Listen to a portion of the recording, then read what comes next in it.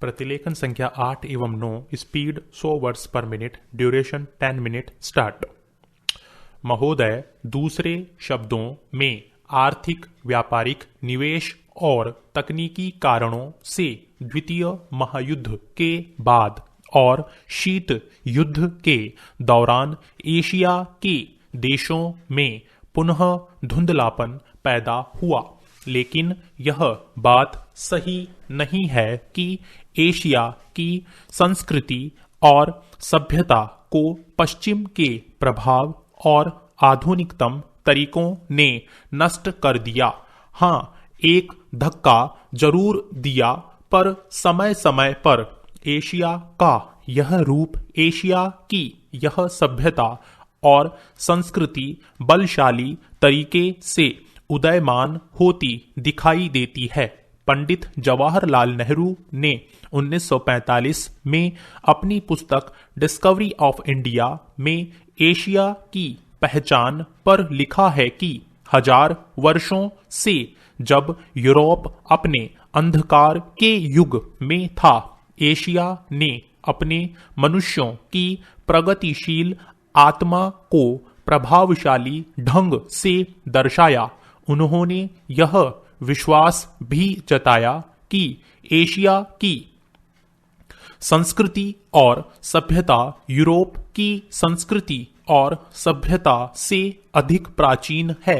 आज के दिनों में भी चीन के नेता अपने यहाँ आध्यात्मिक क्रांति की बात करते दिखाई देते हैं और अपने आर्थिक विकास को भी प्रतिबिंबित करते हैं।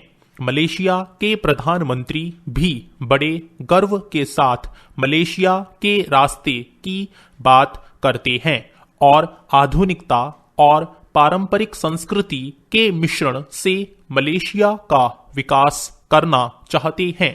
भारत के प्रधानमंत्री भी मध्य मार्ग की बात करते हैं, जिसको वे भारत का पारंपरिक विचार कहा करते हैं।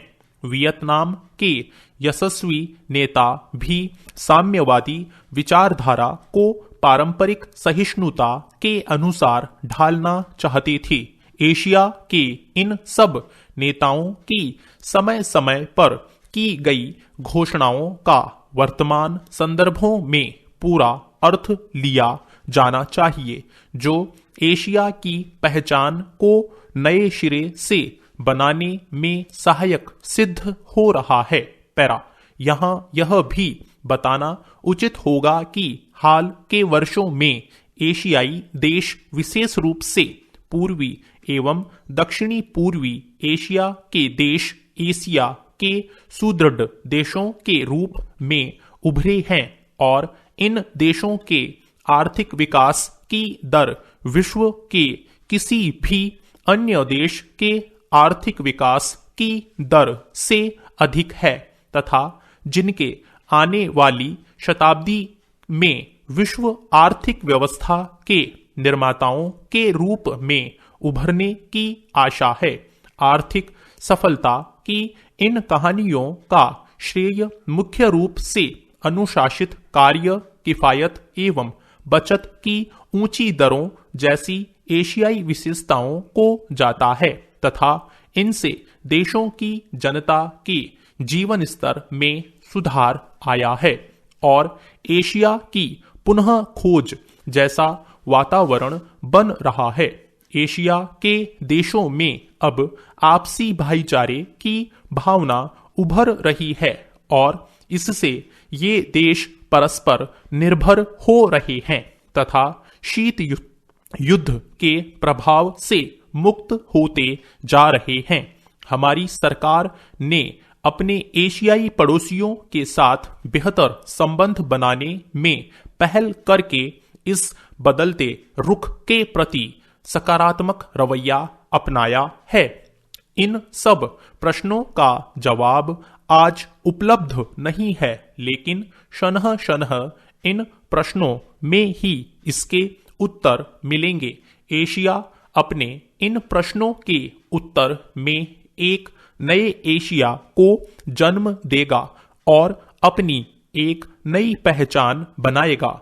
यूरोप और अमेरिका के आधुनिक औद्योगिक विकास में फर्क नजर आता है। पैरा महोदय, बच्चे किसी भी देश के भविष्य होते हैं, यह यथार्थ सत्य है और सदियों से इस और विशेष ध्यान देने की आवश्यकता पर बल दिया गया है। जन्म से लेकर बच्चों के स्वास्थ्य, रहन सहन और उनकी शिक्षा को लेकर उनके माता पिता का चिंतित होना स्वाभाविक है, लेकिन तेजी से अपनी जड़ें जमा रहे भौतिकवाद ने हर छोटे बड़े समाज के सामने ऐसे कई सवाल खड़े कर दिए हैं कि बच्चों को किस तरह उनका हक दिलाया जाए, जिससे वे आगे चलकर मजबूती और आत्मविश्वास के साथ समाज के सजग प्रहरी बन सकें। पिछले कुछ दशकों से बच्चों के भविष्य को लेकर उपजी चिंताओं ने वैज्ञानिकों और मनोवैज्ञानिकों को शोध और अनुसंधान के लिए बाध्य किया है। नित नई नई समस्याओं ने माता पिता को दुविधा में डाल दिया है। एक और जहां जीवन यापन के लिए महिलाएं भी पुरुषों की तरह कमर कसकर घर की चार दीवारी से बाहर निकल रही है, वहीं इसके कारण सदियों से चली आ रही सामाजिक संरचना गड़बड़ाने लगी है। आजीविका कमाने और अत्यधिक सुख वैभव की चाहत ने हर दंपति को जीवन शैली बदलने पर मजबूर कर दिया है। समाज में हो रहे इस बदलाव के कारण बच्चे सबसे ज्यादा उपेक्षित होने लगे हैं। अब तक की तमाम रिपोर्टों के मुताबिक यह स्पष्ट है कि अगर बच्चों के प्रति माता पिता की उदासीनता इसी प्रकार बढ़ती रही तो आने वाला वक्त तमाम परेशानियों के कारण जटिलता भरा हो जाएगा। बच्चों के सर्वांगीण विकास के लिए जो सबसे पहली समस्या सामने आती है वह है उनका स्वास्थ्य। पैरा माता पिता अपने बच्चों के स्वास्थ्य को लेकर चिंतित रहते हैं।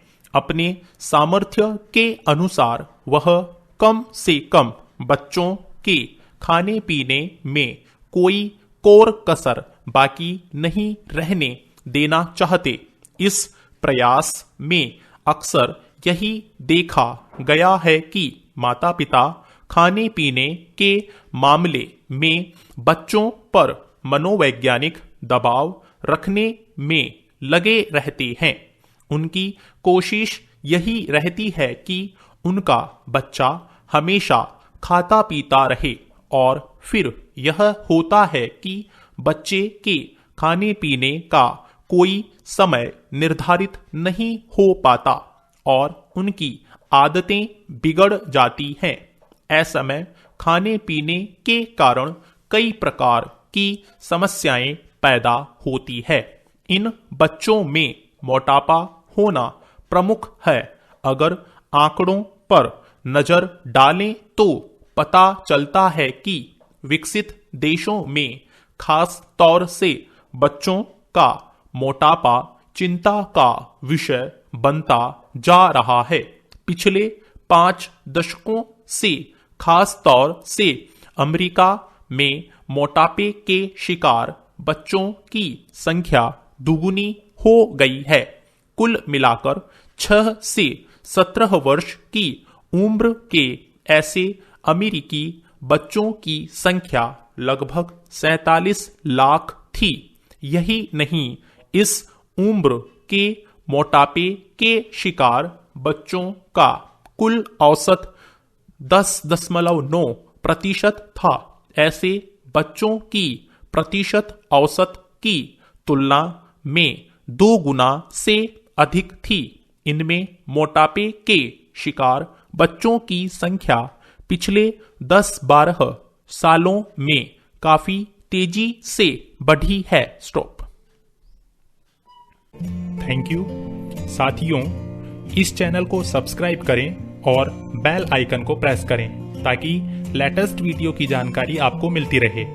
गति बढ़ाने के लिए नियमित अभ्यास करें। इस चैनल पर 80, 100, 120, 140 और 160 शब्द प्रति मिनट की गति से डिक्टेशन उपलब्ध हैं, जिनका आप स्वयं भी लाभ लें और अपने मित्रों को भी शेयर करना न भूलें। डिक्टेशन अच्छा और बुरा लगा तो लाइक और डिसलाइक अवश्य करें। कोई सुझाव या प्रश्न हो तो कमेंट बॉक्स में लिखें।